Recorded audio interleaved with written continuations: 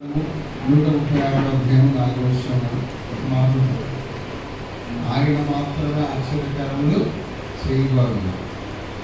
కీర్తన 136 ఏమున్నాను, ఆయన మాత్రమే ఆశ్చర్యకార్యములు చేసే దేవుడు.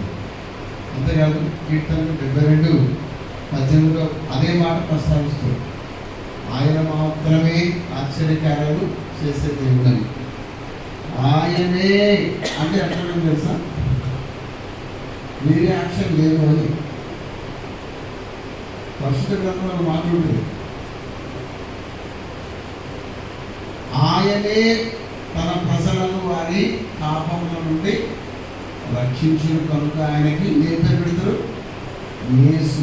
యేసు అనే మాటకి అర్థమైంది రక్షించును. ఆయనే అన్నాడంటే వేరే సెకండ్ ఆప్షన్ లేదని. కాబట్టి ఆయనే ఆశ్చర్యకరములు చేయు, ఆయన మాత్రమే ఆశ్చర్యకరములు చేయగలరు అనేటువంటి మాట పరిశుద్ధ గ్రంథంలో మనం తెలియజేస్తుంది.